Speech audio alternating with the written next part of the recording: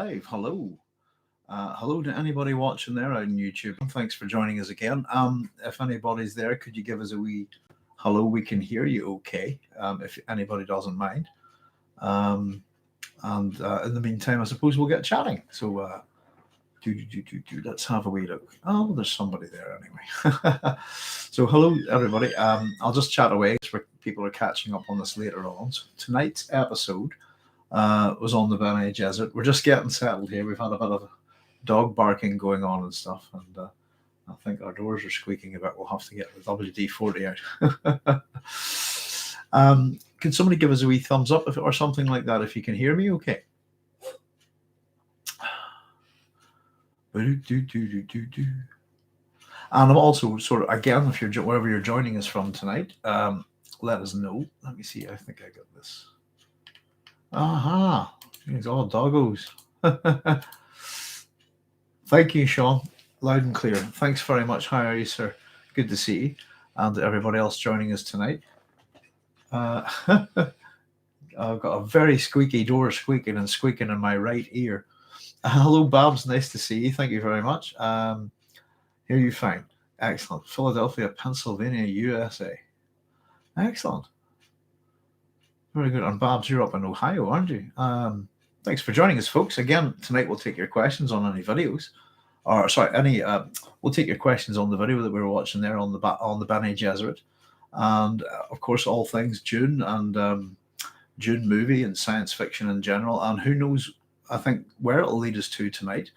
I think it's really interesting that each night we have these chats, no matter what the topic.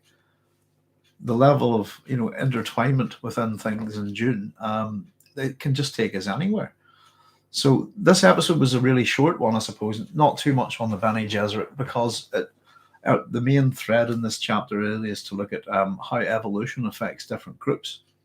And so we covered that a little bit there, and then we're going to look at the Kwisatz Haderach next, and following that, then we're going to have this chapter will finish with a look at the different Kwisatz Haderachs. Pretty much we'll look at Paul Atreides, Leto II, and Miles Tegg, I think, and the final Duncan, Idaho, Gola.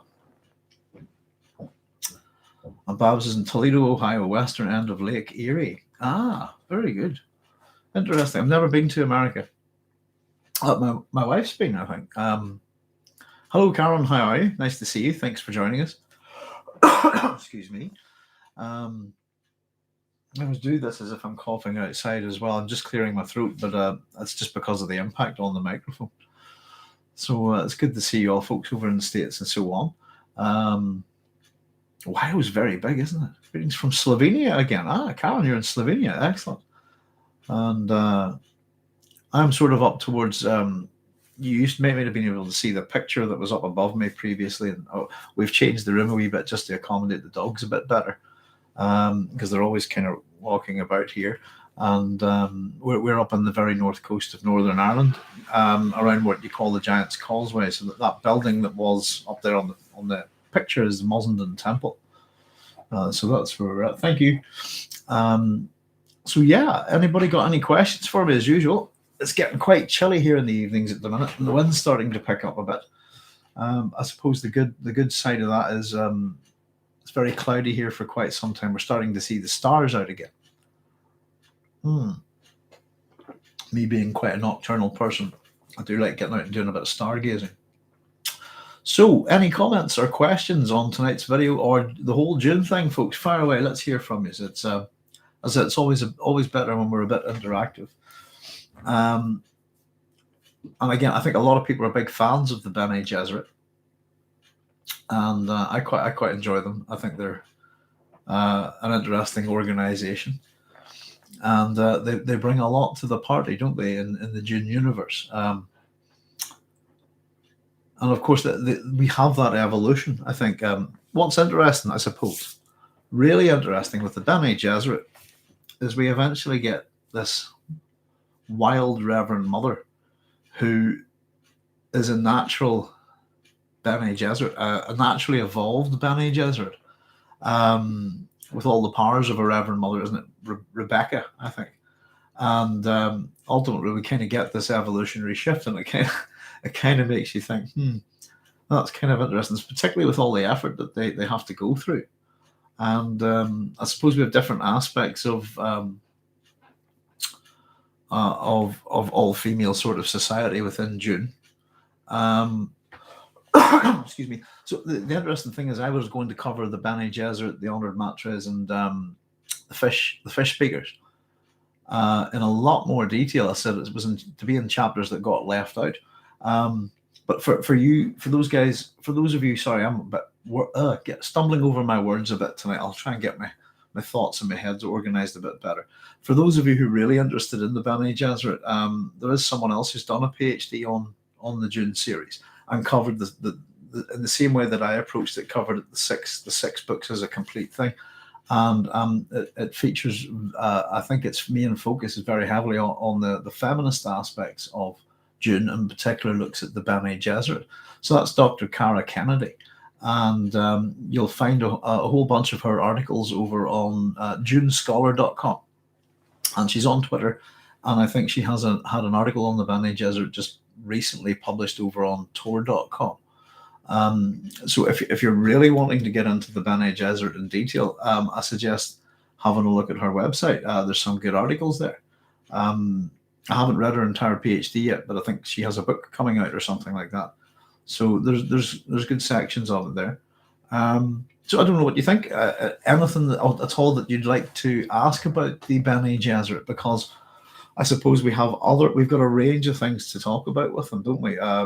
We have, let's see, we've got other memory, we've got the voice, we've got the Gom Jabbar, we have things like Simuflow, and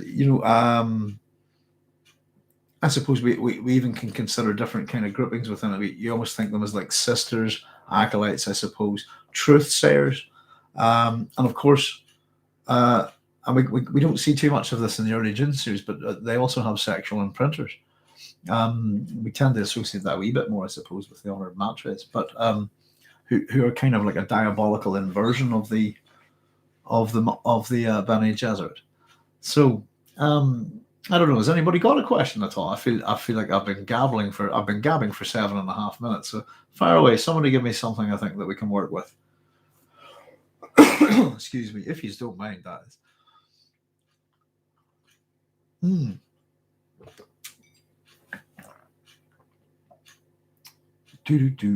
Or maybe we're all just listening, I suppose. Maybe. Well, I'll tell you what then. Until we get something, I'll just natter on. I'll see if I can pick up a thread with this. Maybe how they became so influential, says Sean, and embedded in the galactic power structure to begin with. Oh, thanks, Sean. Well, again, that's all to do with Butler, the Butlerian Jihad and stuff like that. But we have these mental physical skills that are developed out of this period. And I think that the Bene Gesserit are quite interesting in that there's a level of deceit in their ethos right from the beginning, and that there's pretense. So the fundamental thing about them, first of all, is that they pretend to be a religious order, and they're not. And so their main goal is politics. I think Sean has pointed out at some point that they choose not to sit on the idea of that power behind the throne. How they become to be so influential and embedded in the galactic power structure to begin with. I mean, I don't know if there's any of this in the new books or anything. But I'd imagine it's I think the whole thing is a comment on women in society. And there's a lot of Frank Herbert's wife, Beverly, Bev as she's known, guiding the development of the Bene Gesserit throughout the books and their characters, and in particular the Lady Jessica. So I in that sense, I don't know if it's explained or not, but simply put, they seem to be in the business of providing wives and wives of education and sophistication, and that there is a breeding program going on. Obviously, we've talked about this, Sean. It's not supposed to be their breeding program. We don't know whose it is. There's one final mystery from the very first Dune book, And so there's I think from the very I don't know again if Brian Herbert or Kevin J. Anderson have looked at any of this, but from the very offset, I think there's someone's manipulating them as well. And I honestly don't know. It's probably just one of those things that, as within the Dune universe that I know, I think it's just really suggested. It's just part of the Butlerian Jihad.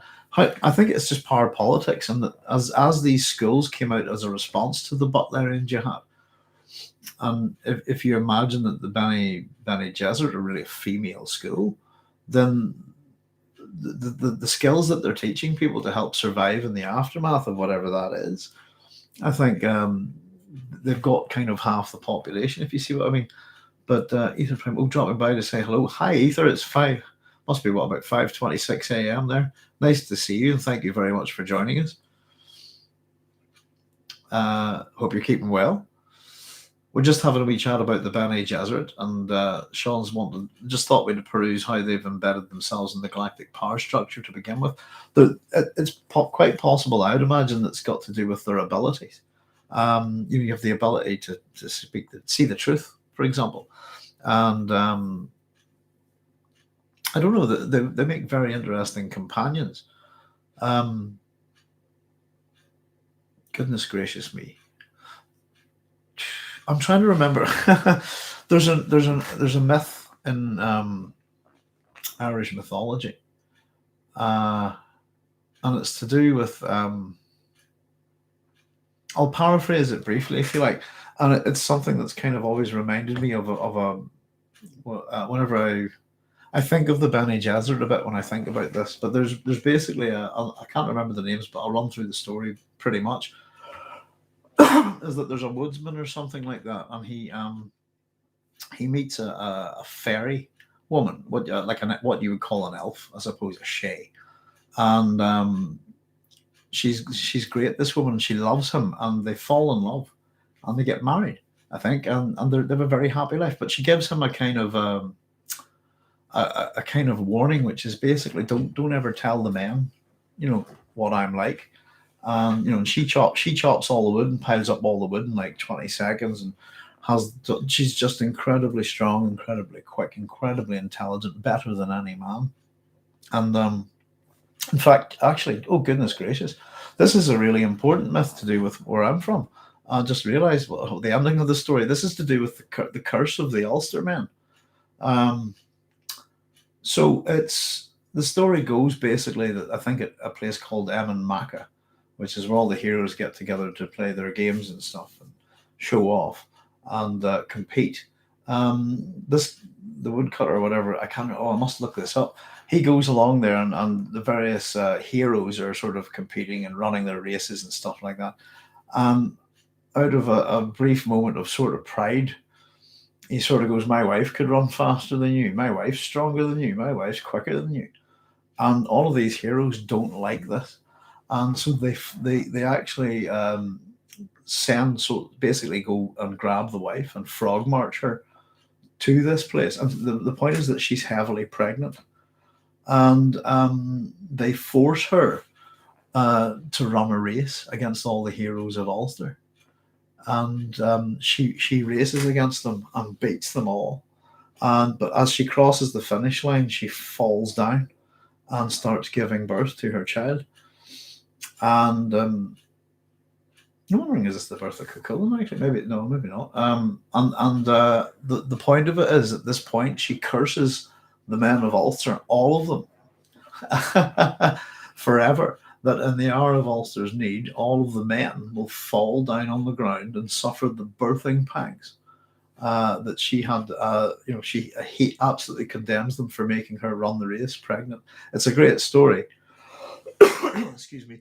And that woman, I must look it up. I'll get you the names of it. But it's to do with the birthing pangs of the men of Ulster. That's the myth, and it's a fantastic story. And this woman very much reminds me of that kind of thing. And I suppose that the Bene Gesserit, the power behind the throne, but how they get there, I don't know. And I'd imagine it's all to do with sex, to be honest. And if you can imagine that they're probably setting up in society at some point. They have truth sayers and they can sexually imprint people and their breedings. I think an ability that they can move within the families of the empire and the Landsraad, which is a very male orientated feudal place. And I think it's pretty much then onwards through genetics and secrets, truth, and of course they're very deadly. They're not weaklings. Let's just catch up a wee bit, folks. Let's see. Either Prep said, nice to see you too, and hello, Babs. Thanks for recommending this channel. And there's Babs saying about you're quite welcome. Pass it on. Hi guys, and thank you very much for joining us. And we've got Jose Ruiz Jimenez, if I'm pronouncing your name right. Hello, Jose, and who's saying hello from Madrid and Spain. Hi, Jose. Nice to meet you. Thanks for very much for joining us. We're chatting away about the Bene Gesserit and Dune, all things Dune, anything science fiction.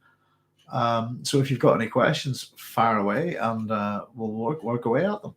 Sean says the Jesuits are often the subject of various conspiracy theories in Catholicism in real life. Do you think that suspicion of conspiracy played a role in Herbert patterning the Bene Gesserit on them? The Bene Gesserit on them. Well, the Jesuits are I suppose, the basis of conspiracy theories, because they are one thing and pretend to be another, I suppose. What is the Jesuit? The motto of the Jesuits, I think, is Ad Majorem Dei Gloria. Is it Dei Gloriam? I think something like that, which means for the greater glory of God. But apparently they have another motto, which is give me. It's an unofficial motto, but it's give me a child before the age of 7, and you can do what you like with them. Something like that. The concept of that is that after the age of give me a child, I'll terrorize them with religion, but I'll give you a Catholic, basically, I think. But they're very much seen as a set of educators. So at the same time, I think we were chatting about Gerard Manley Hopkins the other day, who I'm quite fond of, as a poet, and I think he was a Jesuit. I think all Jesuits as an organization are one thing. As individuals, people come in all shapes and sizes and things like that. But yeah, I think the entire Catholic Church is shrouded in mystique. It's a big part of religion. So and I think therefore ritual. There are hierarchies to knowledge, if you see what I mean, and it's the same as most things like that. So I think they're subject to various conspiracy theories in real life because of very much the nature of the church. Excuse me 1 second. I'm just going to put my chair up a wee bit here. If I can find it. There we go. I'm actually quite a tall person. So just there we go. I think that's a bit better because I always thought I was looking quite small there. But that's a bit more of a... I think my seat's been going down a wee bit. Do I think that excuse me, do you think that suspicion of conspiracy played a role in Herbert patterning the Bene Gesserit on them? Hierarchies of not. Well, it's totally true. Sean, let me just see. There's a big thing in Herbert's family life with all these Irish Catholic maternal aunts. And I think he has. I did have a kind of Jesuit. Jesuits are heavily involved in education. And I understand it was kind of, again, there was a kind of fight within the family, and I think his paternal uncles, etc. I think these German uncles. I think they're Protestant agnostic or something like that. If you see what I mean. But yeah, I mean, I suppose Northern Ireland has a long history with the Jesuits and the teaching, etc. So on. So the conspiracy played a role in Herbert patterning the Bene Gesserit. Well, Bene is good, and it's an obvious nod to the Jesuits. So quite yeah, there is a lot of that kind of thing, I suppose. So yeah, most likely. I mean, if you're going to create an all-female and base them on the Jesuits, then I think there's plenty of, and they're quite an old order, I think. There's plenty to sort of associate that, but I think that's with almost all organizations that have any kind of longevity. If you see what I mean, only certain organizations last thousands of years. and the churches happen to be one of them. The monarchies are another. If you see what I mean. Let's see. Let's just catch up a wee bit. Ether Prime says, one thing I never liked about the way the Bene Gesserit are, the way the Bene Gesserit are displayed in movies and many pop art depictions is that the Reverend Mothers are all bald. Pardon me. Are they described as such in some materials? Goodness, I don't think so. I think it was a stylization of the David Lynch film, and then a lot of art that came out and a lot of fan art, and I think it was just such an iconic look. Because I'm just trying to remember. Is it Shan? What do you call it? Is it Shan Lloyd that plays the Reverend Mother Gaius Helen Mohim and I mean, that look on her, she's incredible. She's an incredible actress. You don't see her in too many things. Let's see, but yeah, no. I think you get if you look at the TV series, I think you'll get a range of all sorts of things. But no, I think that was just very much very much a look from the film, and I think more to suggest more to create that idea of a religious order. But I would suggest that I think the Bene Gesserit come in all shapes and sizes and forms, I suppose. But I think it's quite an austere look. I think it's quite cool. But we were talking about this the other day, Ether Prime. It's the way sometimes if you read a book or look at a film or look at art, sometimes you get a particular depiction of a character or something in your head that informs that massively. But if you haven't seen a film or a TV series or a cartoon or whatever of a book, then how those characters appear in your own mind can be very, very different. Yeah, Carolyn says, yeah, I never got the bald aesthetic. I suppose it depends on if you find bald women sexy, I suppose. But no, I'm one of those people, and it has nothing to do with being feminist. It's just to do with race and gender swapping of Leah. If memory serves, they're all described as being beautiful. Bene Gesserit. I think we've jumped sort of at the top. The race and gender swap with Leah, I think we talked a wee bit about the other day. Ether, and we were saying in terms of race, makes no difference at all. You can race swap any character. Not that we're actually saying I don't really believe in race myself. I think just people have different colored skin. That's it, and there's a range of skin colors. But I just tend to think of us all as Homo sapiens myself. Gender swapping kinds, though, is a big problem. Only if Denis Villeneuve's film wants to deliver the same ecological message that Frank Herbert's book does. That's my personal opinion, but it's very important, I think, that Kynes is a man. He's a particular type of man, and almost everything that happens to the Fremen's his fault, pretty much. So the whole thing, it was about swapping. If you think about the common thing of blaming women for everything that happens, it's a thing that's found in religion, in particular mythology. Duke Leto is indeed olive-skinned, I think. And Grimdark, the other thing I think it says within Dune is that if you want to know really much about, Paul's considered slight small for his age, but in all things kind of look to his father. I think is the suggestion there, I don't so care much, but the gender swapping is so unnecessary. Well, the problem with it, Ether, is that what you end up doing is, as I said, the whole point is that Herbert wants to demonstrate that Western man is to blame for the damage to so much, that has happened both in civilization and to native peoples across the world throughout history. But it's a particular methodology that Western man has, and Western woman is not responsible for this. It's very much a male-driven thing. So to set that character up as the character that is to take the blame ultimately for what happens to the Fremen by the time you get to God Emperor of Dune and so on, then Kynes is the person who did this to him, and it's the Kynes family that will create the other set of tools that allow the Atreides family to manipulate the Fremen. And so my point is, it's like Adam blaming Eve. Eve's to blame, sin, etc. Blah blah blah. We have Pandora in Greek mythology. Don't know the box, etc.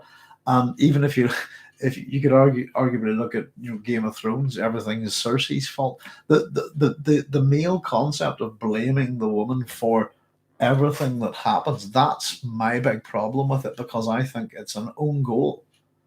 And it turns Kynes into a type of Eve / Pandora blame figure. But the point is now the blame's on women, Western women.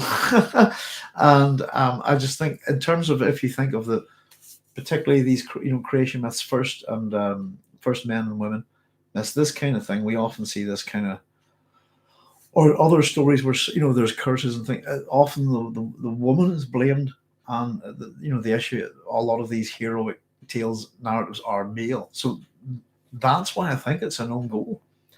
And this change to the film, I understand, was done by a chap, Spate, I think, who's one of the screenwriters, along with Danny Villeneuve and is it Eli Roth? Maybe, I'm not sure who the other screenwriter is. Excuse me. Their choice to swap the character is interesting, but I think what it means to me is they either don't understand what Kynes represents in Dune, because Herbert's pretty clear about it, and it's very, very important. We'll get to this. You'll find all of this evidence whenever we get to the ecology chapter. To Herbert, it's critical importance that the planetary ecologist Liet Kynes is killed by the planet. And it's Eric Roth. Thank you, Karen. I'm very bad with names, sir. And the only reason why I could remember those other ones is I casually kind of glanced at them. Thank you very much. Eli Roth. Is that who's Eli Roth then? Is he a horror director? Something like that. Goodness, I'm so bad with names. Pretty good with faces, actually. But culture matters more than race in Dune. Yeah, I would agree. And I think the nature of race is irrelevant in Dune, because it's every kind of group. If it depends on what you mean by race, I suppose. But what you have is planetary societies, all that are different. And arguably, Earth. I think Earth's mentioned once in the Dune series, but nobody's really a baseline. The horse. Yeah, thank you. Yeah, thank you. Hi, Keith. How are you? And Karen, thanks, guys. I'm not that bad. I didn't think. I'm not old and doting yet. He is a horror director, isn't he? Well, mainly horror film. Yeah, Eli Roth, Jim, that could be. I think I've watched a couple of his films recently. Was it House of 1,000 something or other? Oh, my memory again. Hi, Keith. Thanks for joining us, by the way. So I would agree. I don't think. There's something about it, Grimdark, that's kind of reminiscent of almost the Commission of Ecumenical Translators. There is a universality to religion, and again, we were talking. My particular interest in myth. There's tons of it, and and it's a multicultural thing. Donnie the Bear Jew and Inglorious Bastards. So he acts as well. Donnie, yes. That's Eli Roth. Excellent. I did not know that. He also killed Hitler and Glorious Bastards. Yeah, that character is very, very funny. I really enjoyed that film, I have to say. There's not much about Quentin Tarantino that's not enjoyable, I suppose. So there we go. Yeah, culture, and I think culture is quite an interesting term. It's one of those things like art. It's a bit tricky to define sometimes. But it can be. We can have so many different types of culture. High culture, pop culture, etc., etc. Yeah, it'd be quite interesting if you imagine Dune being directed by different directors who have a particular. Can anybody imagine? I suppose Quentin Tarantino's Dune would be interesting, wouldn't it? I was wondering about this. Wonder what you think, folks. Quentin Tarantino's supposed to have done he only wants to do 10 films. Is that correct? I think he wants to just go out. I'm not sure if it's true, but I was always thinking that isn't he really a genre director? And I was trying to think what's he not done? And it occurred to me I don't think I'd love to see Quentin Tarantino make a science fiction film. Don't care which one, just Here we are. From my understanding, Denny wanted more of the main cast to be a woman just because he likes to have more female presence amongst relative characters, even though most of his movies do. Thank you, Karen. Yeah, it's. I simply think there's quite a lot of characters in Dune. You could have gender swapped any of them, with maybe the exception of Jessica. There's a few that you can't, but I think you've got a horde of characters that you could gender swap. And it wouldn't make any difference at all. As I said, it's really just. But yeah, if more an equally sort of distributed film, I suppose it's always good to have uh, female presence amongst the characters. Yeah, and I think the actress looks absolutely the part.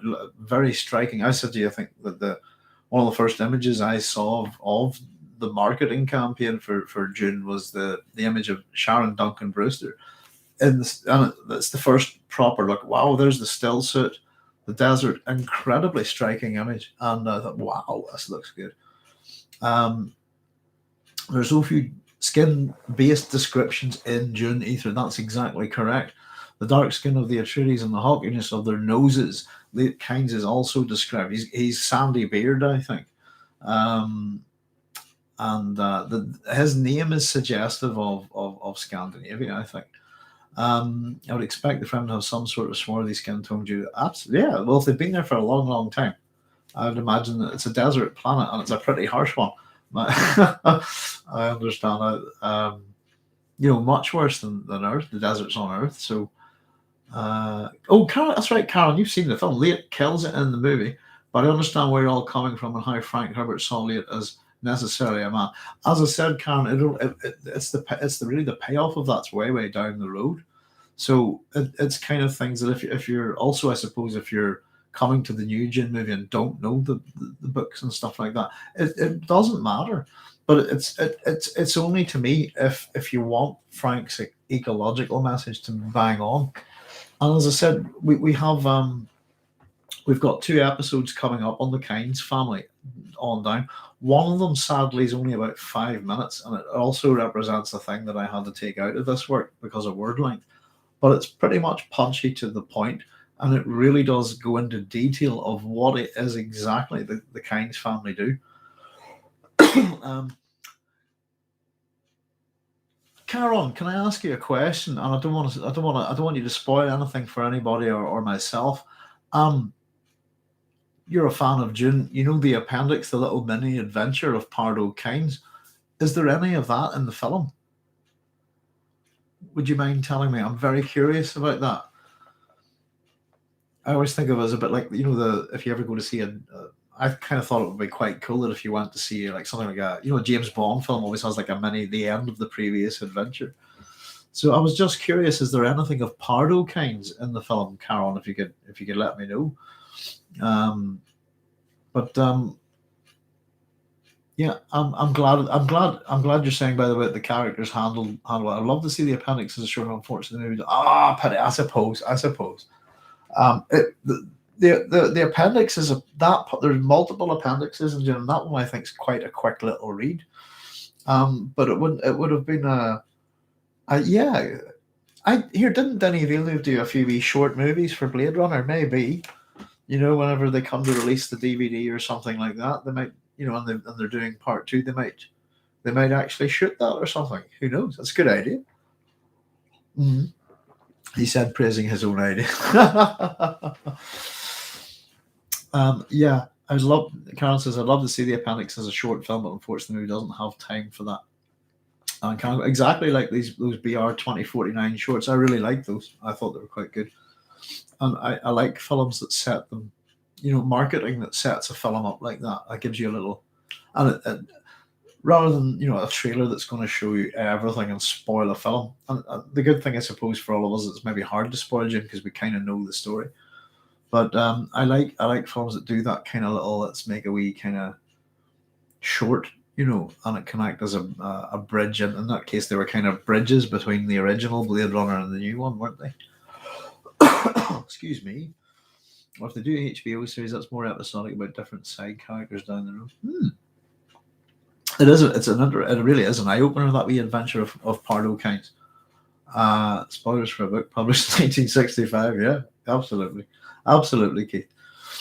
Again, there's so much in it. I'm reading away at the minute, and I'm reading. I'm not heading through Dune particularly fast because I'm kind of trying to savor it up to the film. But I'm kind of I do read a bunch of wee stories around things, you know.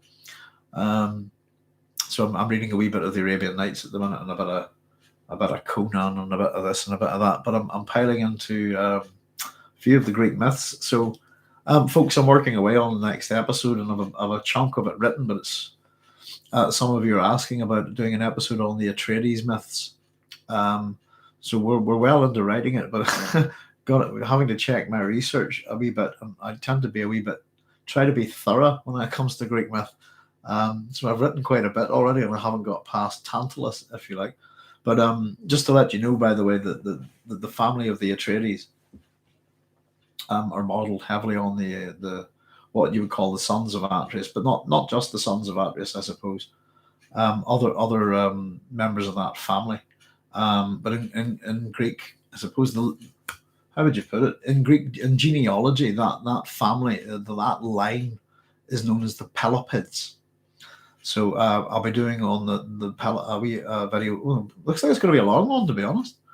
But I'm looking forward to it. But we're going to go from Tantalus to Pelops to the house of his sons Atreus and Atreus and Thyestes, and then Agamemnon and Menelaus, and then we're going to look at Orestes, and then we're going to explain that set of myths and history to you, and then we're going to show you how that's overlaid in Dune.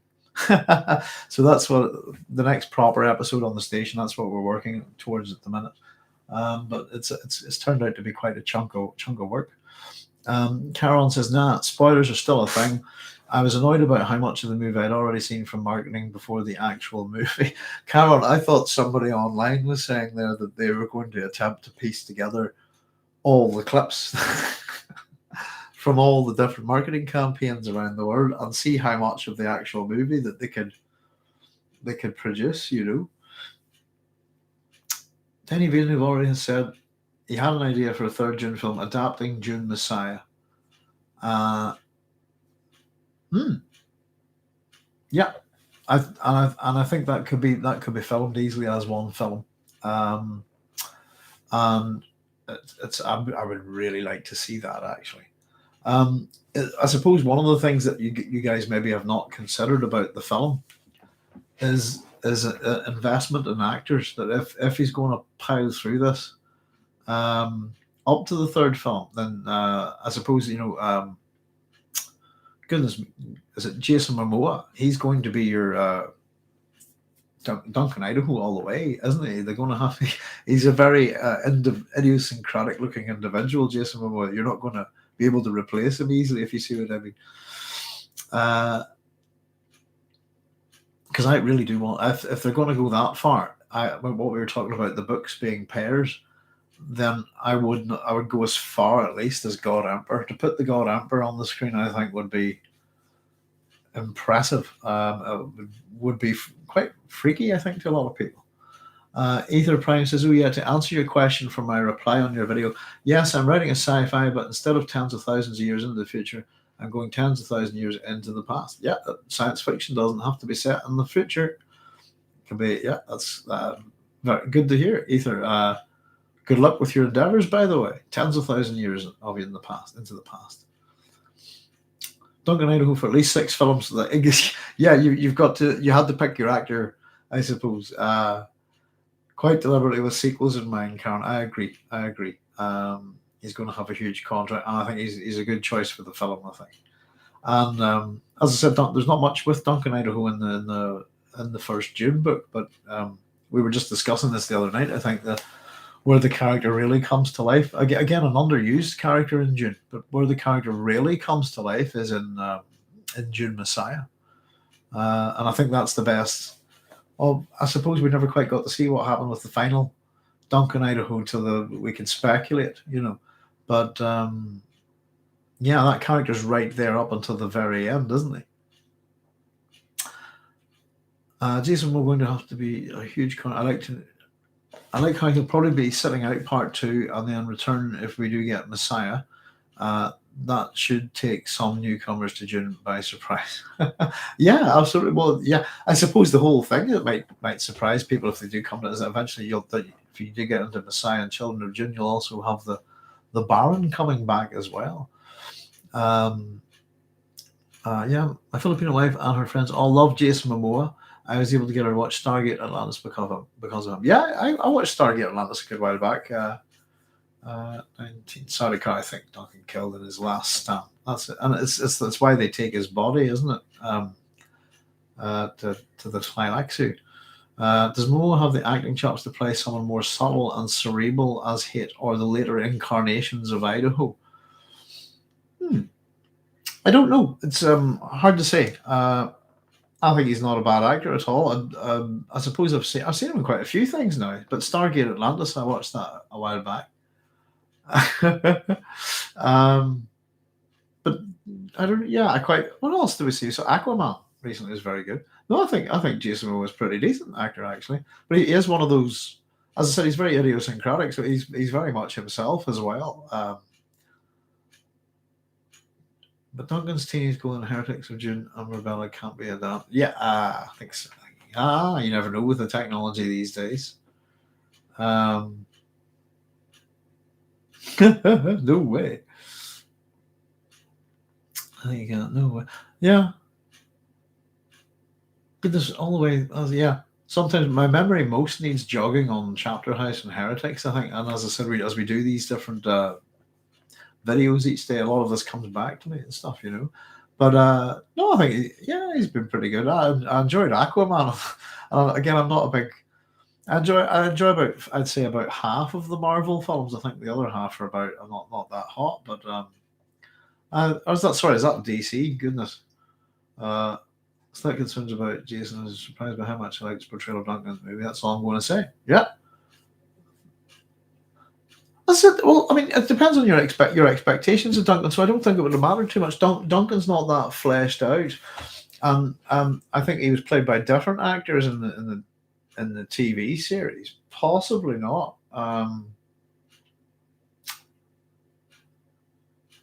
He's actually a chill guy. Sorry, Ether Prime says he's often typecast, but he's actually a chill guy.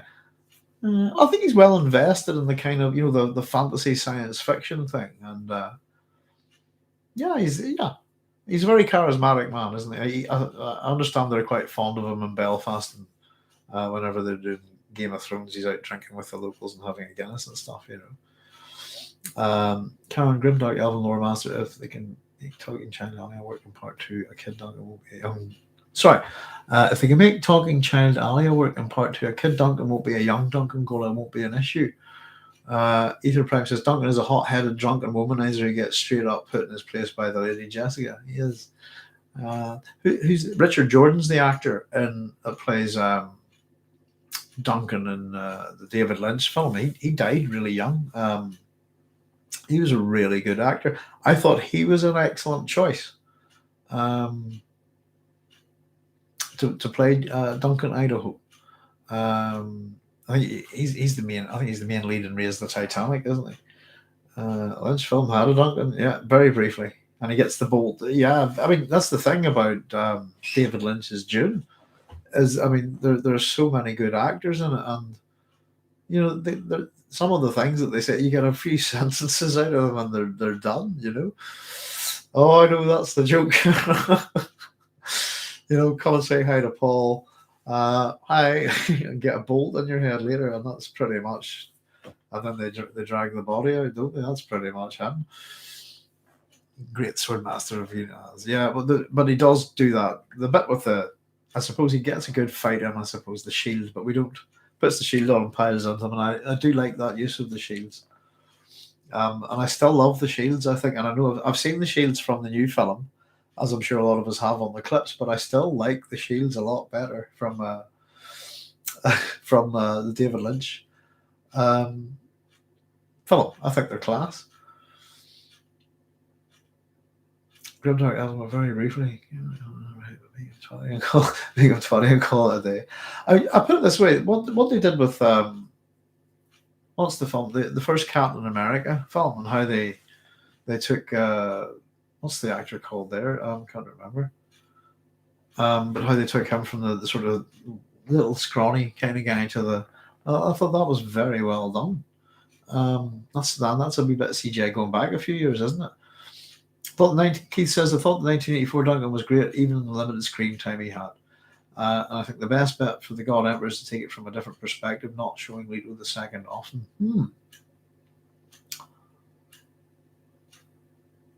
Chris Evans, thank you, Keith. That's it, yeah.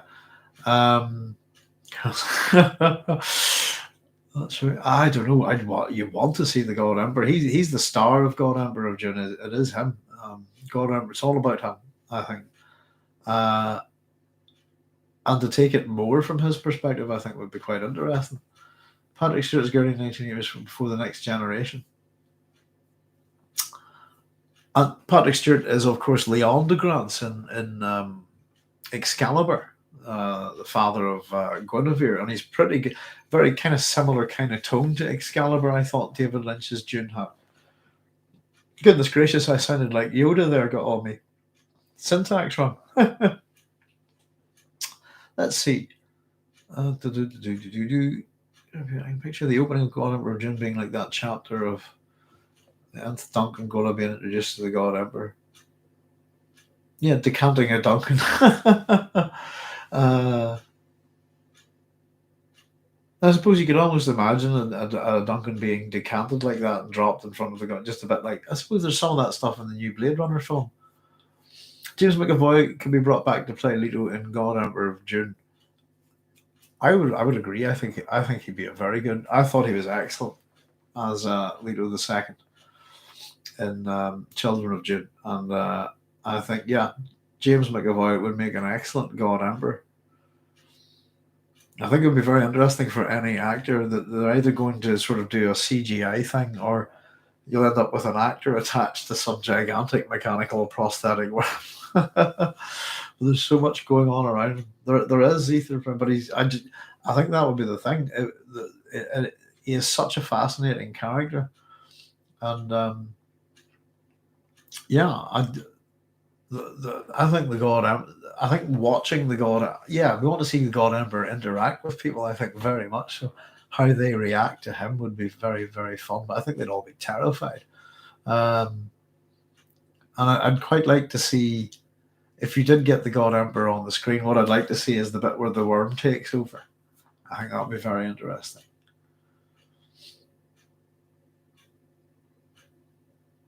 Just catch up. There's so much going on. Either Prices with Siona, Monet, the X, Bene Gesserit, the Sisters, the Fish Speakers. Oh, I mean, yeah, absolutely. I mean, you'll populate there's plenty of characters there, and you'll populate a good story. You know, I do think it would suit TV better. I think, I would want to sort of drink in the details of films. Have got to chop and change, to suit the medium. I think ultimately the film's length should be based on how long you can hold your bladder, but cinema has its limitations, I think. But TV, you can watch it in its own time. But it would be nice to see it, very done in good detail.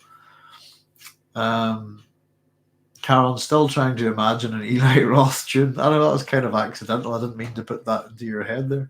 That's just me mixing up people's names. Sorry about that, Karen. Yeah. But you could imagine all sorts of strange versions of Dune if you could pick and choose your directors.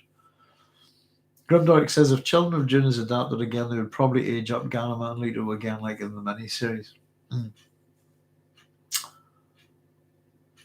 So much God Emperor is in his head. Yeah, I mean, an awful lot of the action in most of the Dune books goes on in people's heads, I think, as well, Ether. I think particularly later on, I'm trying to think of, especially the Bene Gesserit books, I think. There's a chapter in one of the Dune books, and I can't remember which one, and it's a Reverend Mother kind of facing off against a Bene Trilak's master, I think. And I think the action in the book, it's almost like a chapter, and it's them trying to sort of look each other over in minutiae and this kind of thing. I noticed the sugar wire thread in the hair and all of this, and I think they ended at the honored matriarch. The Reverend Mother gets killed. And it's that the whole. I think you get the sense that it takes a whole chapter in the book, but you get a sense that the action within it only lasts a few seconds. And so it's a great section if you know the bit I mean. It's one of my favorite parts of the, but it's almost like a literary equivalent of two gunfighters in the Wild West or two samurai, doing a bit of a Sanjuro. um, I think Keith says, I think I would like an Eli Roth directed Dune. There's plenty of horror there that can be magnified. Absolutely. There's a fair wee bit of horror in Lynch's Dune, I think. There we go. Has anyone got any other questions on for me tonight or any comments? We're as usual. As I said, I don't think it's possible to talk about one thing in Dune and not end up somewhere else. Um, so it's good fun as always, folks. So if anyone has any questions on the Bene Gesserit, Dune movies, science fiction in general, fire away. The voice. So the voice, I really like the interview of Frank where he explains that we all use the voice, just the Bene Gesserit push that skill to the extreme. Absolutely. Must say I haven't watched a lot of the interviews with Frank, and I've got a bunch of transcripts. But voice is based on a few different things, but general semantics being one of them. But essentially, a lot of this stuff, there's all sorts of these kind of systems. There are things like neuro-linguistic programming and all of this nonsense, and essentially what it all is rhetoric. And I'm a pretty decent rhetorician, and I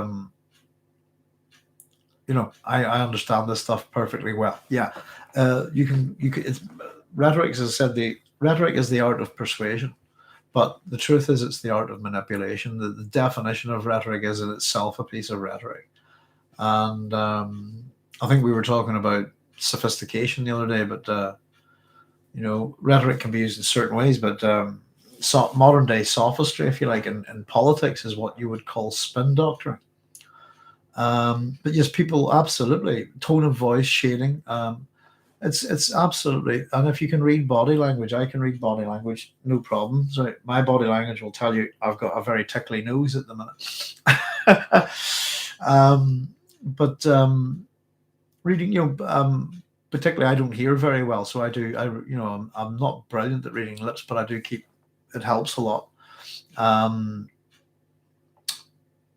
very good at reading body language, and I can project my voice incredibly well. And unfortunately, I can't hear myself very well, but I can make the whole time, stop if I wish by screaming. But I'm very loud. But yeah, it's the voice has a whole range of different things to it. But you get all sorts of these ideologies and stuff. And it's even the likes of people, going on stage and trying to sell you this kind of nonsense about how to talk to women and all of this thing. So if you understand rhetoric, for example, rhetoric deals a lot with human emotions.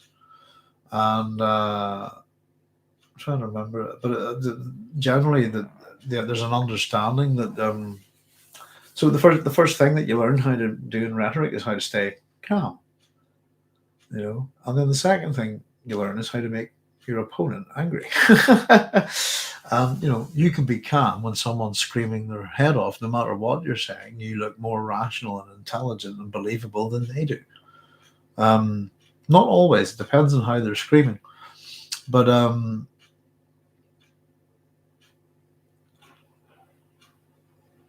yeah, so it is that kind of thing taken to an extreme, Karen. Absolutely. I quite like the way the film. I don't. Again, you've seen the film. I'm not too sure how it's done there. It's often done whispered that there's underlines of tone and stuff like that. It's a very interesting idea.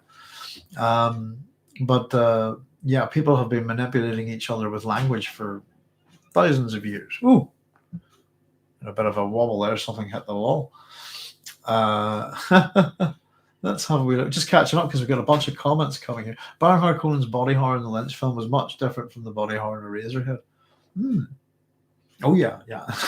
Well, there's a lot more around Baron as well. Just the people about him and stuff. But the whole everybody getting their heart plugs and all. It's quite grotesque. I think it's fun grotesque. It's they're all there. It's really Sting going. It really is just. That'd be particular scene, I think, with the Baron and all that. in the David Lynch's Dune, where we get to see them on Gidi Prime, I think it's just a wonderful. Let's just show how villainous and mad these guys are.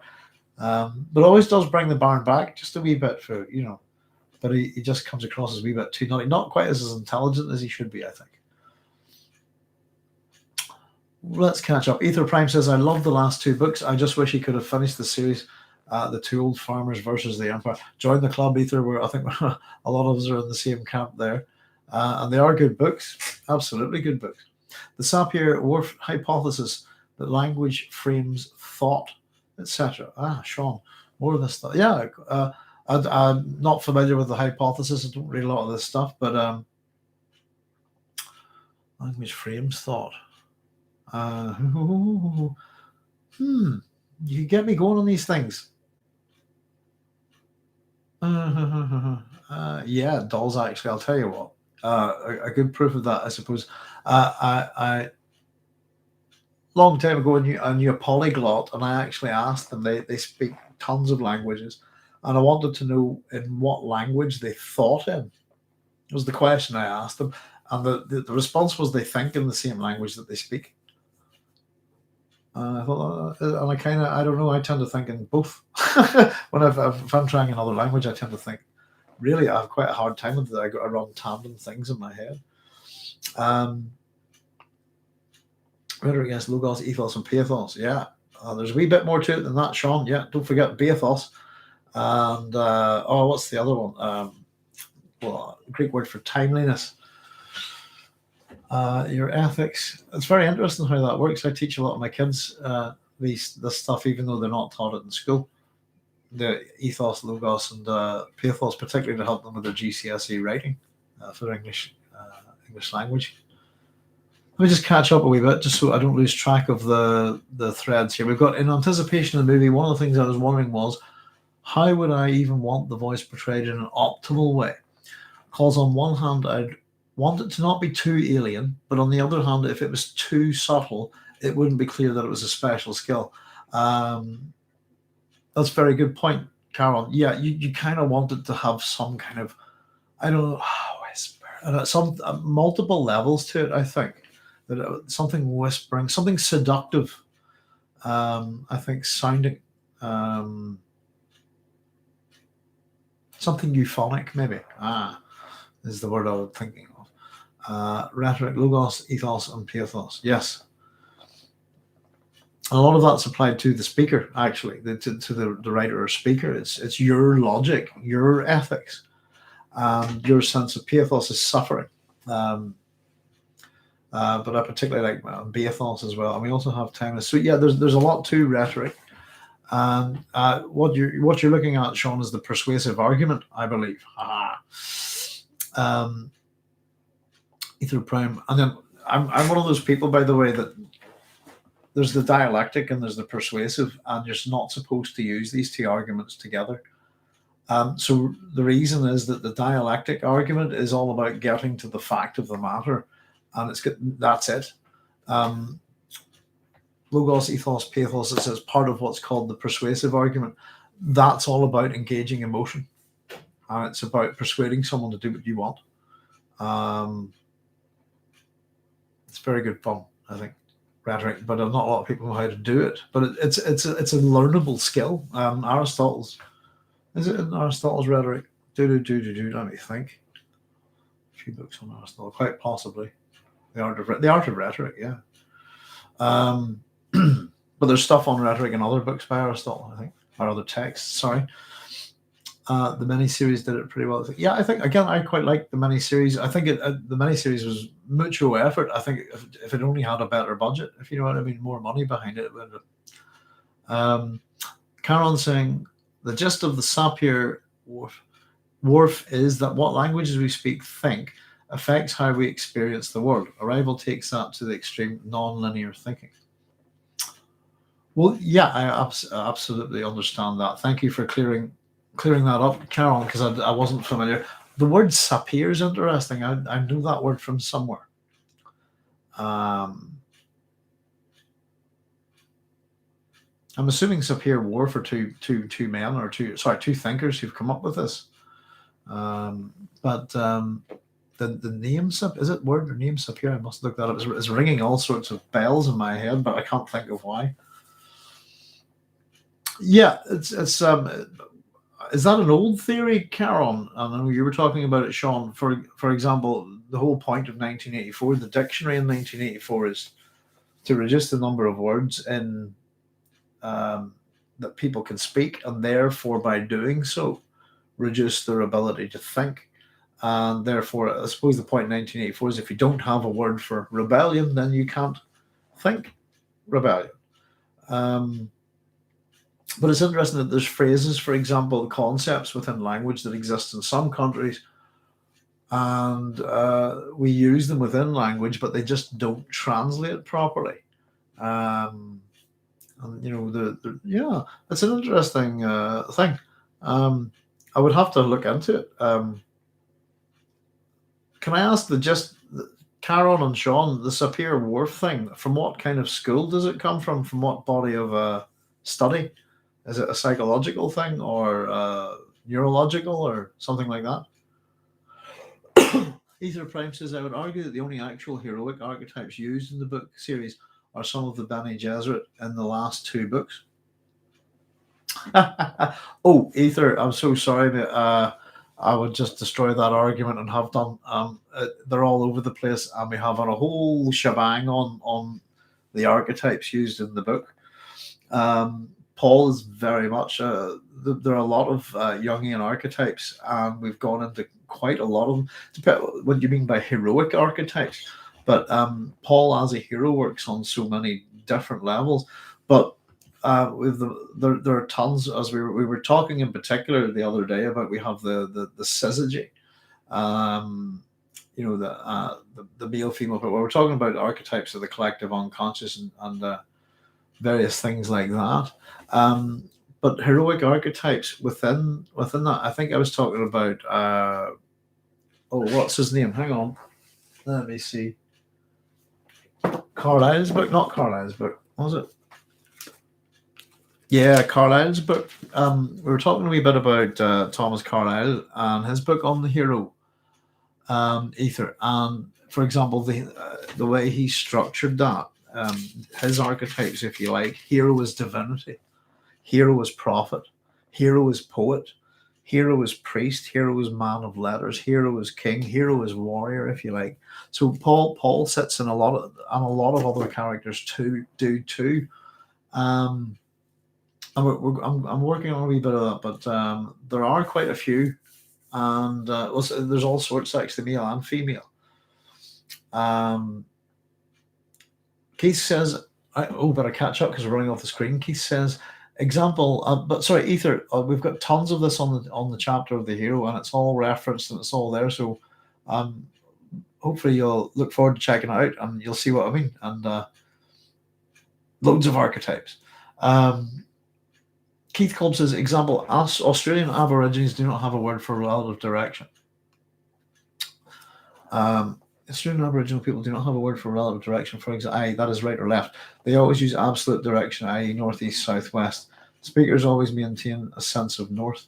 It's a very smart idea. I had to give directions to the police not too long ago to get them to check out a crashed car, and I'm using northeast. I hadn't a clue what I was talking about. I'm serious. It was pathetic. I'm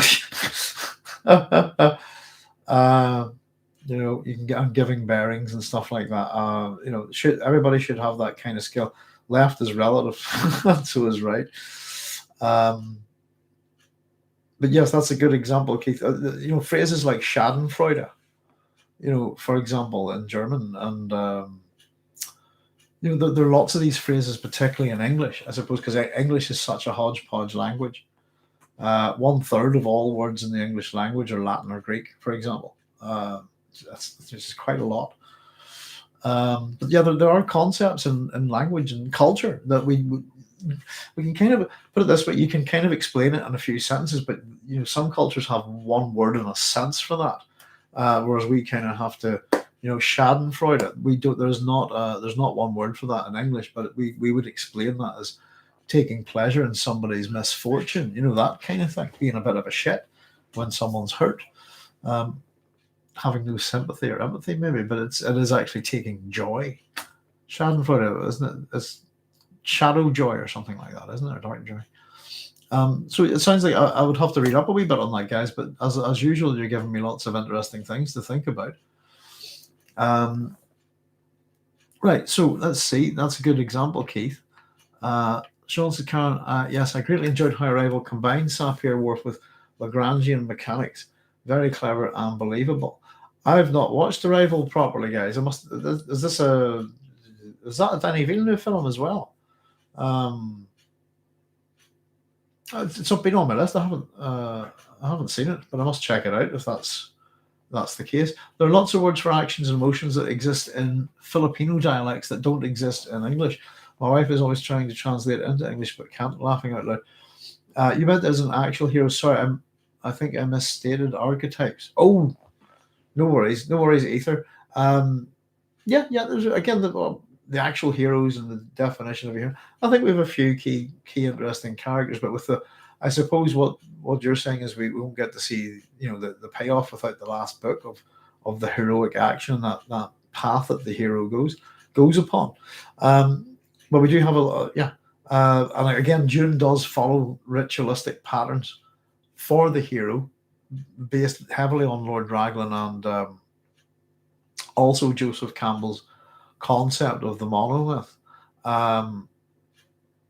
Wikipedia starts with saying it is a hypothesis of linguistic relativity, but the history origin seems too complex to summarize in the chat message. Don't worry, Carol. Thank you very much for looking that up for me. I usually would do that myself or get books out, but I think it's best just for me I use my memory and try to recall knowledge and stuff as best I can here for these wee conversations. It just saves on dead air and stuff, I think, Excuse me. Hey, had D&D, so haven't got to see the video yet. We'll have to listen while I work. No worries, Dean. What sort of Dungeons and Dragons do you play, Dean? Is it the new stuff, or is it what generation of D&D? Or is it a D&D? Probably showing my age there. I'm not sure if Sapir-Whorf is part of a school in linguistics and cognition. Thank you, Sean. There's a debate over how weak or strong language plays a role in our thoughts. I don't know. I'm one of these people whose brain won't shut up, guys. My brain, that's one of the reasons why I don't sleep. Another example would be how the gender of the word death has affected how personification of death is portrayed in art. Russian art of death being a woman versus German being a man. I suppose, a number of different countries have, I suppose, gender applications to words and nouns and so on, don't they? Interesting, I suppose portrayal of death. Trying to think. Usually skeleton, but probably male. I would imagine. The interest in some cultures probably female as well. Different death deities and so on. Thank you. That's a good example. Karen, yes, Arrival's a Denis Villeneuve film as well. Thank you. I must check it out then. Karen says would highly recommend it to anybody who hasn't seen it. Oh, I think I'm probably the only person who hasn't seen it. Yes, Villeneuve did Arrival. Excellent film. Highly recommend. One of those movies that makes his filmography feel like practice for Dune. Fifth edition tonight, but play many systems. Right, very good. Dean, I take a fifth's current, as I imagine. Sean at Karen, yes, I hope so. I was pretty tepid on Blade Runner sequel. Perhaps I'm too much of a fanboy of the original. The beginning and end of Arrival, but it was good, but it kind of fell apart near the last 10 minutes. I kind of like the beginning and end of Blade Runner myself, and the 2049. There's a lot of issues I had with it, I think, but particularly the look of the film. And I thought it was very good, but it didn't match the look of the previous film. And I pretty much imagined things getting worse in that world, not better. But still, I thought it was very good, and I thought the story itself was really good. But I thought there was the whole replicant thing starting to get a bit vague there. By the way, has everybody read The Android's Dream of a Black Electric Sheep? I was going to comment there on whether Deckard is a replicant or not. I was going to tell you, but that might be quite cruel. I think I might be shut up and not bother mentioning it. But Deckard is one thing in the book, and he's one thing in a couple of versions of the film, and then he's another thing in another version of the film. And it depends on which one you watch, I suppose. Still can't go with that. Ether Prime saying it's 6:30 time for bed. Good chatting with you. Looking forward to the next upload. Cheers. Thanks very much for joining us, Ether. Best regards to the family in the Philippines, and take care. Thanks very much for joining us. Good night, sir. Still can't go with it. Sorry, just backing up a wee bit. I think the beginning end of Arrival was good, but it kind of fell apart. Yeah. Still can't go with something like 20% of people have no inner monologue. I just can't imagine what that's like. I'm finding that hard to believe. Sean, I don't know. Is that like the old Vic Reeves joke? Like 72.8% of statistics are made up on the spot. But I don't know. I know there's people who have complete recall, and we're all different. But not having any no inner monologue suggests not to have any thoughts. Your inner monologue is your thoughts, isn't it? I think. We wait a long time for the sanctifying. Hi, Chris. Thank you for joining us. The sanctifying. Let's see. Catching up again. Karen, I read The Android's Dream of Electric Sheep just a couple of months ago. It's really good. It's a cracking book. Absolute cracker of a book. I love it. Keith called, it's always bugged me that poison snoopers were considered ubiquitous, but there's no way to make a poison snooper that doesn't have a very powerful computer. Done a man's job, sir. Sure. Yeah, there's a complex. Well, Herbert deals with that, I think, in the Dune universe by just saying that people are often uncertain how they manage to make something so clever out of such mechanical. But I agree with you. To be honest with you, it would have to be quite a clever device, wouldn't it? The whole not having computers really actually brings a lot of things into put it this way: if you can think of the things that we haven't been able to have ourselves until the arrival of modern computing. Is it Mandelbrot couldn't have worked out as such without the event of modern computers, really? I believe. Let's just catch up a wee bit. Blade Runner wasn't technically an adaptation of The Android's Dream of Electric Sheep. No, it's not. It's not full on. There's enough in it to have similarity, I'd say. But there's bits here and there. But they are two separate animals. But there's a couple of things. And it's been a while since I've read it. But yeah, it's much more detailed. And I think I'm sure Yeah, I remember now. I remember. It's the other. There's a Russian Blade Runner, isn't it? I'll not say anymore. But Grimdark's quite right. The Blade Runner. I mean, there's a good enough element of it that you can see the similarity, I suppose. But it is a very different animal, and I look at Blade Runner the film as a different thing, but it came from that book. But the book is excellent. It's really good. I don't know if any of you have ever read We Can Remember It For You Wholesale, which is the short story that Total Recall is based on. I think it's about 7 pages long. That's an absolute cracker of a story, and I think it's brilliant. And there's a fair amount of the story in the film actually, but not that much. But again, they're two very different things. But if you've not read that and really like the original Total Recall movie, it's a very quick read. It's worth looking at. It's a cracking story. Let's see. I was surprised how much it didn't make it into the movies at all, which was neat. Makes both feel like complementary material to each other. Yeah, as I said, I think one of the funniest, more influenced by Grimdark. Yeah, there's things like the conversation with Deckard's wife at the start of Blade Runner is funny as hell. They dial. I don't know if any of you know this, but they have kind of a phone thing in this world. It's kind of about dialing sort of moods. And he kind of has like a mood war with his with his wife. It's a very funny book, and it's very quirky and odd. And as you get more and more into it, I think it's a very dark book as well. The thing that I really took away from The Android's Dream of Electric Sheep, we were talking about it the other night, the Mercerism and the Kipple wastes and. It was the first book that I read. I think I read that book very young. And I think it was one of the first books that kind of introduced me to the possibility of all animal life on the earth being wiped out. and it presents a reality, a very near future, where that reality has pretty much happened. Um, Chris Gibbs says, I'll try again. We waited a long time for a sequel to Blade Runner, and for the life of me, I simply can't link the two films. We were chatting a bit about that, Chris, earlier. There's three little short films that do link the two movies. Interestingly enough, I don't know if you've seen them. They were on. I saw them on YouTube, I think, at the time whenever the film was coming up, just before it came out.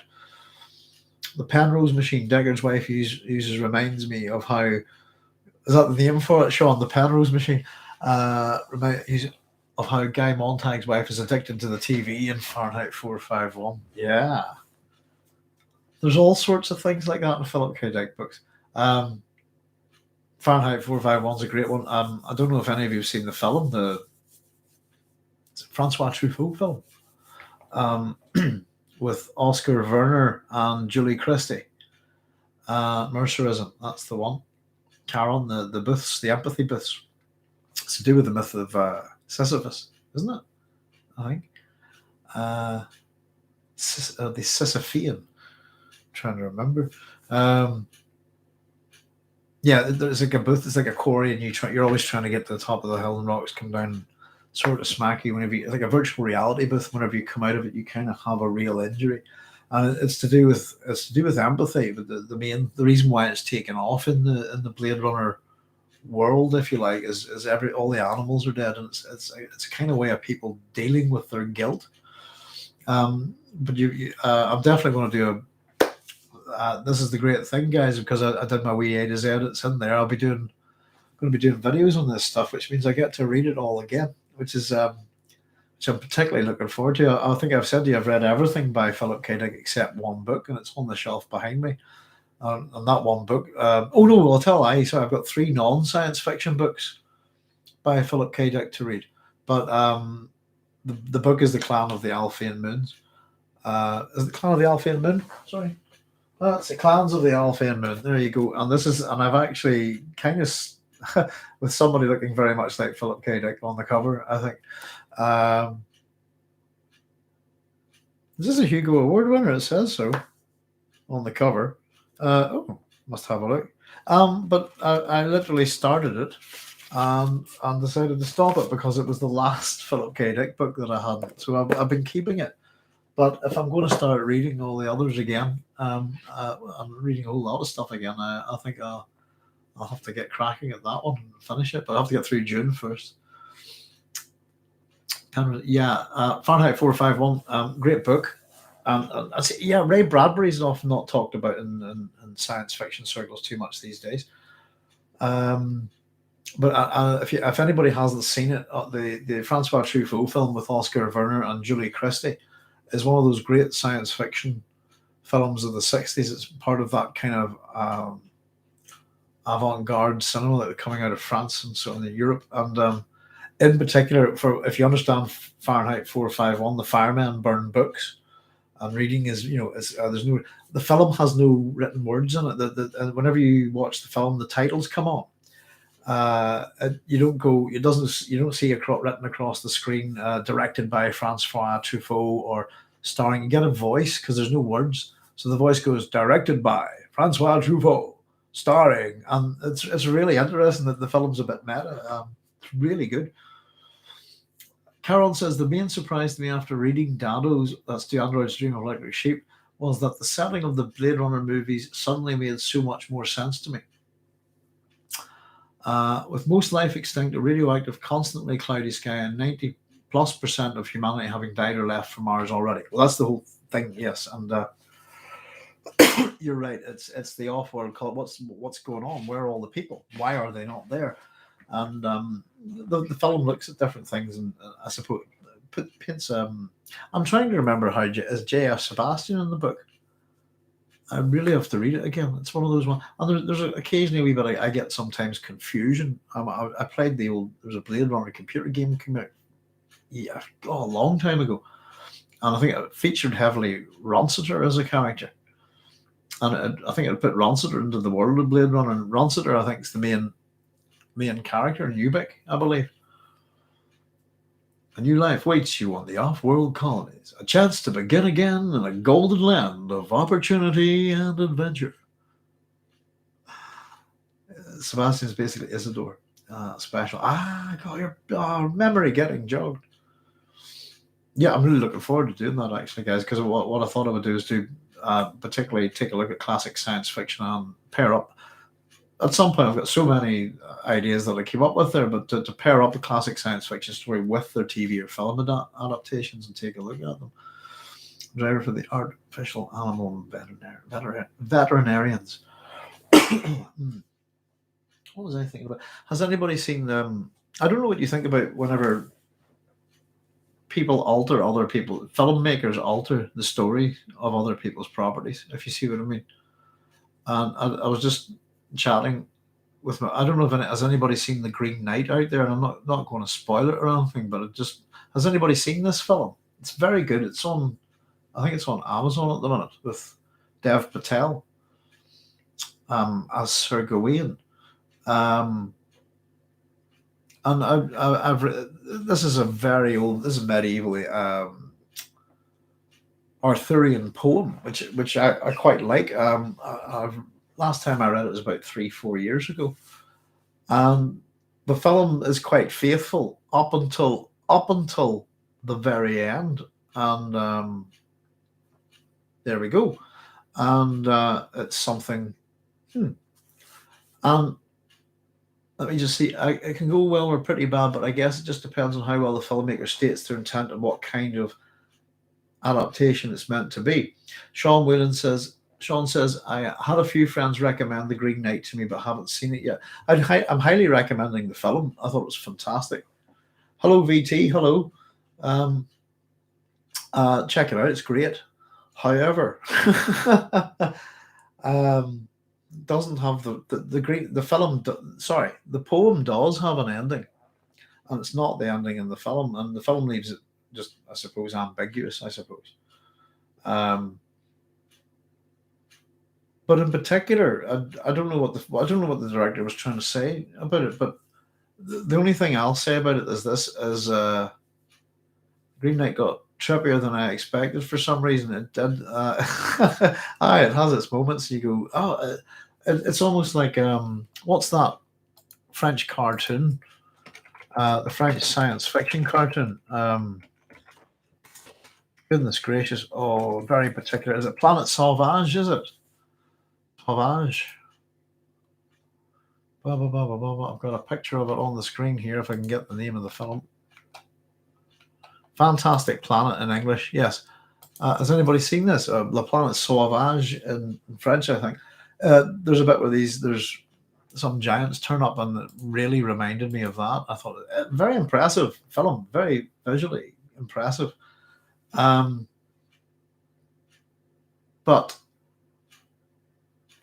two things. You get a sense of this, but the Sir Gawain and the Green Knight is a Christian Christmas tale. It's a Christmas story. Have you seen it, Carol? Yeah, you got trippier than you expected. Oh yes, you know the. Have you seen it? Then it's a Christmas story, and it's a really. I'm not a fan of all things religious or anything, but it is a Christmas story. The original poem, and I thought what they did with it changed it. Don't show it to your kids, is what I'd say. But yes, interesting stuff. Yeah, and I know who the Green Knight is. Do you, Carol? There's the point of my. You've seen the film. Do you know who the Green Knight is? Because I bet you the answer is no.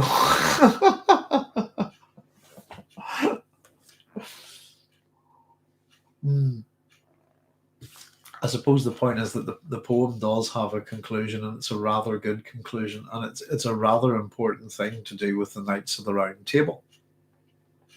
They're Knights of the Round Table, but there you go. Yeah, I thought it was a very good film. My wife thought it was a bit dull, but it's about 2 hours long, I think, is it? But I thought it was excellent. Don't get me wrong, but it doesn't. You guess you don't know. If you don't know who you've seen the film and you don't know who the Green Knight is, I know who the Green Knight is because I've read the poem. Um, I know how it ends, and you don't, and that's the thing. So you don't know how it ends, Carol, and I thought that's appalling.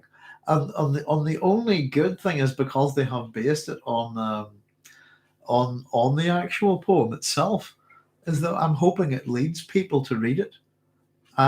Because if you and it's not an easy read, but it is a damn good read. I love Sir Gawain and the Green Knight. Let us not go to Camelot. It is a silly place. Yes, it is indeed a silly place. Oh dear, Spam.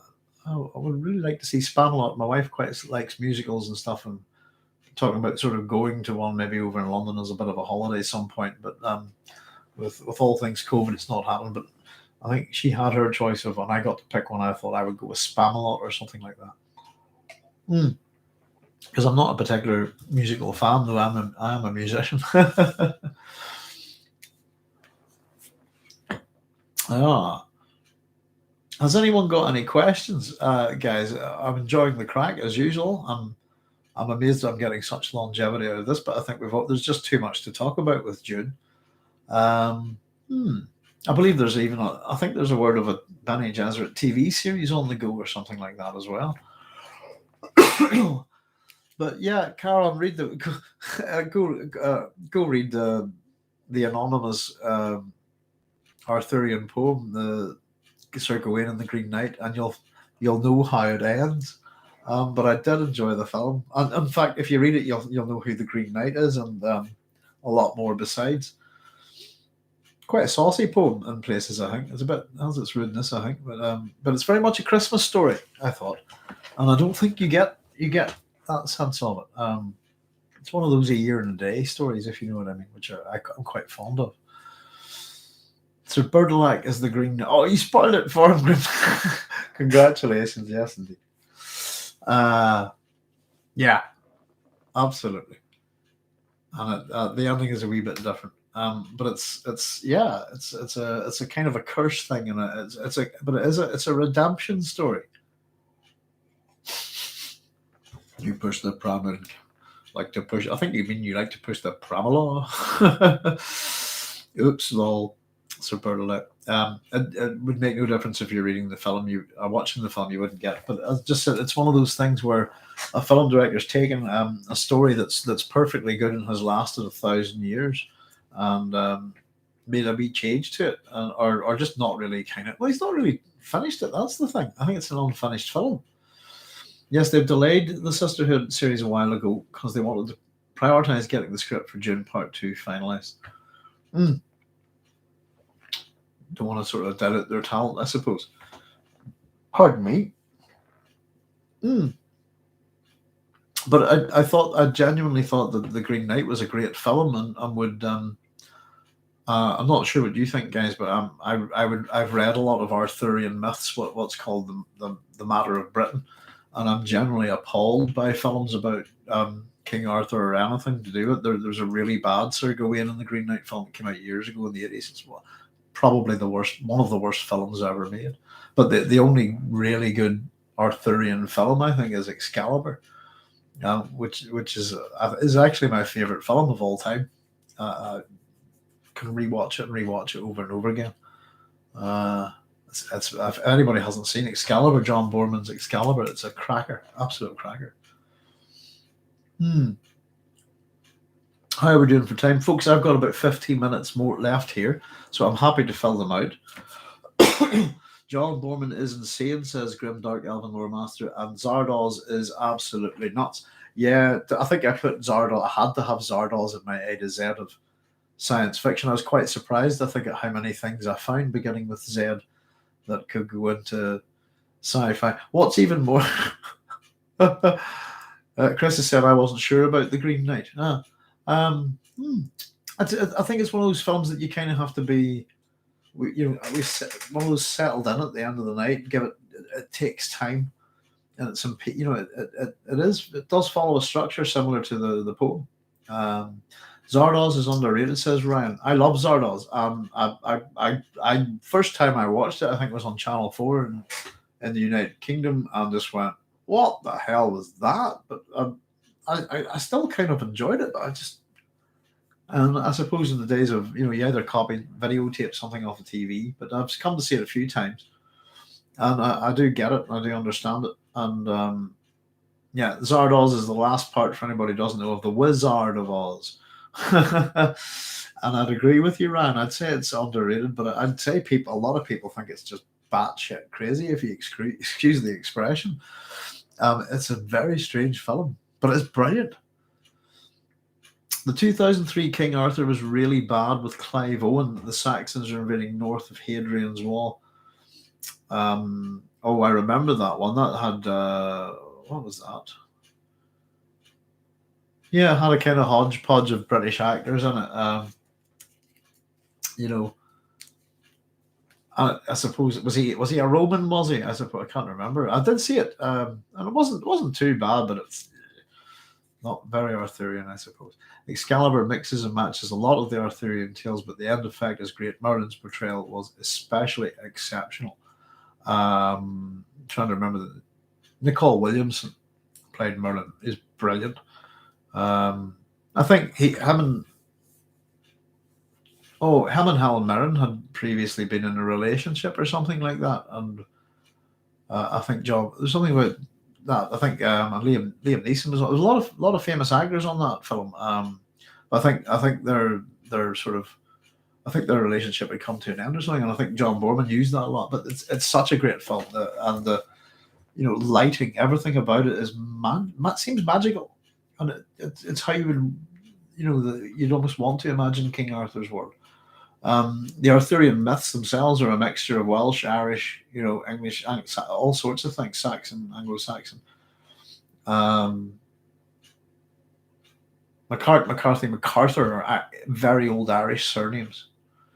Oh, I got Zardoz. That went a bit ahead there. Let's see, just to catch up a bit, folks. Yeah, Zardoz is great. If you haven't seen it, it's an odd thing, but it's worth watching, worth sticking to. So is the Time Machine.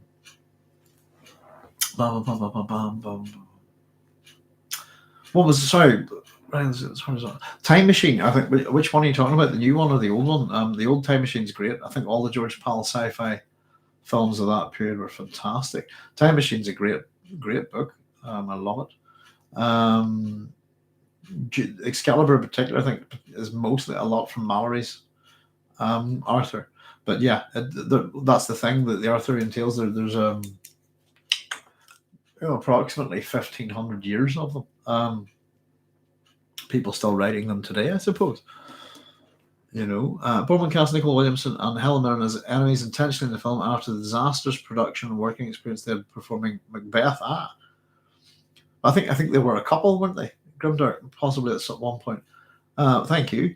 Roman Centurion Arthur is in that one. Thanks very much, Grimdark. True, but so is the time. Okay, heightened their tensions on screen. Yeah, and I think Helen Mirren is brilliant in that, and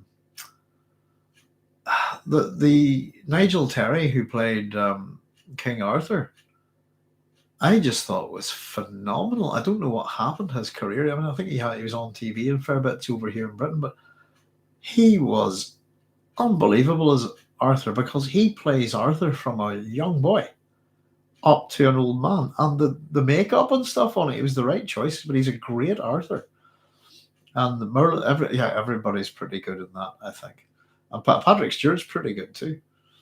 And it has that operatic sense about it. It's and of course the thing is, it uses all that music from Wagner and stuff. A lot of the the funeral march of Siegfried is a dominant thing in Excalibur, and it's such a subtle piece of music that it starts off very quiet, and by the end of it, it's the most bombastic thing you've ever heard. It's one of my favorite pieces of music. Ryan the Scar says Sean Connery was an outstanding actor in my opinion. Yes, he was. Everybody does a good Sean Connery impersonation. Miss Money Pushy. As I like to, that's what I always like to. Yeah, Sean Connery's in so many good things. I'm not a big fan of his Bond, but I think his later career is particularly good. I think he's great. There's a film with Sean Connery and is it Michael Caine, the man who'd be king. I think that's a great film. Grimdark. Yeah, Nigel Terry died in 2015. I think. Yeah, I think he did pass away a wee while ago. I think it's an outstanding performance. One of the outstanding performances in cinema. Guys, I'll tell you something. There's a moment in that film. There's a couple of moments, but there's a bit where Arthur goes to apologize, or goes to see a Guinevere one last time to apologize to her, and the conversation between the two of them, and he doesn't know that she's got Excalibur. Um, I think it's absolutely beautiful, wonderfully acted, wonderfully scripted, just wonderful scene. I know it's not an action moment; it's that quiet moment in the film, but before the final battle, and yeah, oh, I mean Excalibur it has that fundamental thing with the idea of the king being connected to the land, which you get in a lot of this mythology and stuff, and the Fisher King and so on, and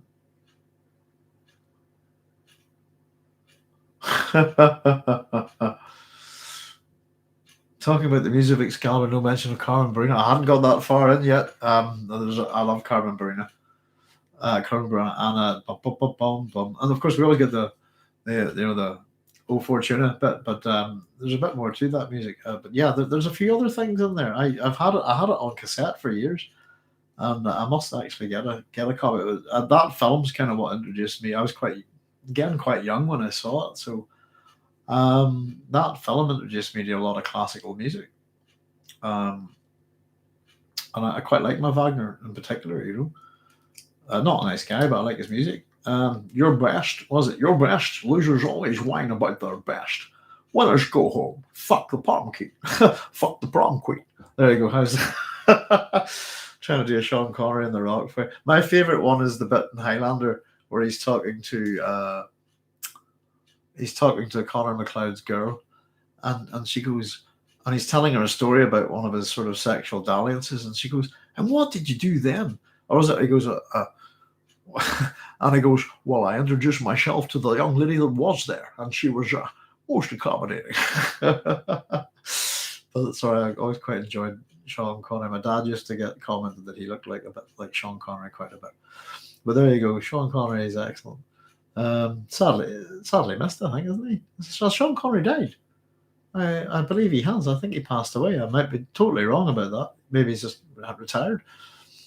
There's a lot more to it, but it's an iconic use of O Fortuna. It is, Keith. It's that moment where the land, the king is reinvigorated, and the land and the king are one, and they ride out there, and all of nature explodes around them, and it's like, holy shit. Can you imagine just standing at the side of the road watching that come at you in nature? You'd crap yourself. But it's such an iconic moment in cinema. It's just a beautiful film. I think to me it's up there with any filmmaker would be hard pressed, to come up with something as good. And it's kind of, there's we phrases and in Excalibur we use the old ways, and it's almost filmmaking done like that. Yes, he has. Sadly, my dad named me after Sean Connery. Says Sean, he has passed away. I was thinking there's something about Sean. I think I recall a story about from Sean Connery talking about working with John Borman on Zardoz. I think just not being particularly well off as an actor at that point or something. But I think it was he got to work as his own driver or something like that. Sean Connery died 2020. I think, says Channel Out. Hi, Channel Out. Is it that? Yeah, it must be quite recent, I suppose. But I know he went into retirement. I think so. But yeah, he's an iconic Bond. I think his performance in Highlander was outstanding, and in The Untouchables he was really good. But one of my favorite films with Sean Connery is the Man Who Would Be King. I think that's a great film. Rudyard Kipling story. Excuse me. We've got like 6 more minutes left, I think, folks, before we'll call it a day. But the crack is mighty. We're on to Excalibur. We're doing a few films and stuff here tonight and things like that. Well, we're all over the place as usual. I hope you don't mind the Sean Connery impersonations. I'm a bit bunged up, and they're probably not that good. I always quite like the Roger Moore's my generation's my Bond, I suppose, if you know what I mean. Your James Bond's a bit like your Doctor Who, isn't it? You had a particular one at a certain time, and that's the one. Yeah, Michael Caine. Excuse me. I'm trying to remember who plays Rudyard Kipling in it. They meet him briefly on the train, isn't it? And oh goodness, I lost my train of thought there. I have no idea what I was saying. Sorry, guys, I just lost my train of thought there with the. Oh yes, it was Michael Caine. Sean Connery. Oh my, yeah. Sorry, my. I remember now. My. I suppose the generation of James Bond that I went to see in the cinema was Roger Moore, and I really he's still my favorite Bond, believe it or not. And I suppose my Doctor Who would be Tom Baker and John Pertwee, Tom Baker, and Peter Davidson. I suppose are my Doctor Who's. But you always got the reruns of Patrick Troughton. I think is Patrick Troughton second Doctor. I think between him and John Pertwee would be. Sorry, why not? John Pertwee and Tom Baker. They would be my three favorite Doctors. Michael Caine's response for Jaws 4 Revenge is still high. Oh goodness, I remember seeing Michael Caine Jaws 4. What's he doing there? And the answer's taking the paycheck, I think, wasn't it? Christopher Plummer. Was it Christopher Plummer? I thought it was a big actor. Thank you very much, Channel Ma. Love that movie. It is a great film. For those of you interested, I suppose, there's an element of it has a connection. Probably there's stuff in it that you would see in Dune. I suppose it's like two British soldiers coming in and running with the myth of the Masonic symbol, isn't that? It's and the idea that that's connected to Alexander the Great. And so it's a Messiah story, isn't it? It's someone using a Messiah myth to manipulate a native people. Carol says my favorite Bond movie is because everyone's Tenet. Okay. I haven't seen it. Sadly, I haven't got around to seeing that. Jaws 4, the Voodoo Shark. I went to see Jaws 3 in 3D in the cinema with the 3D glasses as well, back in the days of crap 3D. I thought that was quite funny. Dear, oh dear. I don't know if any of you have seen Shoot 'Em Up. I thought it was a pretty good film, but Paul Giamatti in that, I think it was described as the best Bond film that never was, the best Bond villain that never was. In Kane's autobiography, what's it all about? He said, Jaws 4 will go down in my memory as the time when I won an Oscar, paid for a house, and had a great holiday. Not bad for a flop movie. Did he win an Oscar for that? He couldn't have won an Oscar for at the time. Maybe I couldn't have won an Oscar for Jaws 4. Paid for a house and had a great holiday. No bad. Or maybe he just picked up the Oscar as it was maybe on the back of it or something like that. Not bad for a flop movie.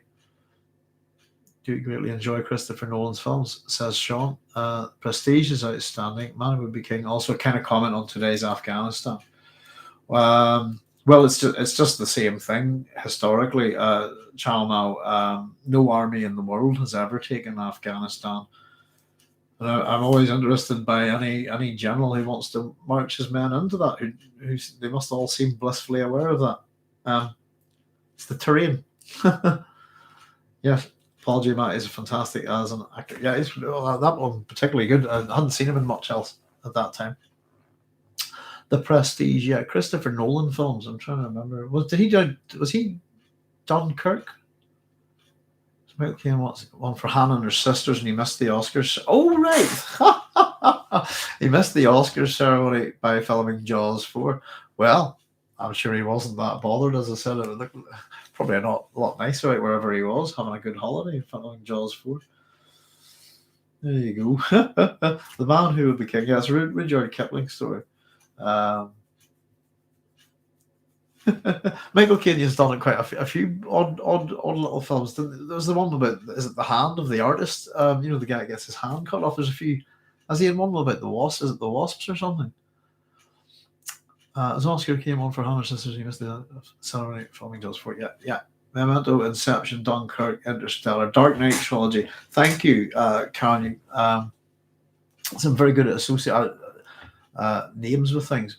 Memento is excellent. Inception, I thought was very poor. Dunkirk, I thought was brilliant. Interstellar, and the Dark Knight trilogy, so. Plymouth House wasn't so bad, missing out on receiving your Oscar, I would agree. Especially if you live in gloomy London as well. Or maybe you didn't at the time. Inception, Dunkirk. The reason why I didn't like Inception is I think that, my imagination is certainly a lot better than that. Also Tenet, but let's not comment on it. As I said, haven't seen it. It was one of those films that came out just the whole time when everything went badly wrong with COVID and particularly hitting the cinema, isn't it? Tenet is him basically going, let me make whatever I want. What crazy movie can I get away with? Honestly, I find it incredibly entertaining. Yeah, I haven't seen it yet. I would watch it. I mean, he's one of those filmmakers that I particularly enjoyed Dunkirk, and I know the way he splits his timelines up and moves things around the film. I think he does. He do it with software, but I really enjoyed Dunkirk. I thought that was a cracker. Everything about Prestige is a really good film. I didn't know that was one of his. So I kind of just lost out on the cinema for the last. I don't know. The last 10 years of my life have not been good in terms of going to the cinema. And it's funny that there's a cinema not too far away, but when I was younger, we had to go to some extreme lengths to get to the pictures, and we seem to have got there more often than I do now as an adult. Well, there we go. Listen, folks, I'll tell you what. It's just hit midnight. My son will be next door, and because I have this thing, I can't tell how loud I am, and I'm usually shouting. So what I'll do is I'll wrap things up for tonight and say goodnight to you all. I hope you'll all join me tomorrow night after the episode. I think we've looked at the Bene Gesserit. Now it's time to look at the Kwisatz Haderach, the concept of the Kwisatz Haderach itself tomorrow. And then following on from that, we'll be looking at a few different people who are different types of Kwisatz Haderach, the evolution of the Kwisatz Haderach itself in Dune. So thanks very much for joining us, guys. Good night, Grimdark. Good night, everybody. It'll take me too long to say all your names. We've actually got a bunch of you here tonight, maybe. It says 6 up there, maybe. But thanks very much for joining us. And again, we'll see you tomorrow night. Get your questions and your comments ready, and I hope you'll join me. Thanks very much, folks. Take care wherever you are, and all the very best. Good night now. No, we didn't really talk that much about the Bene Gesserit. We can bring it to the party, guys. Anyway, thanks very much, and good night.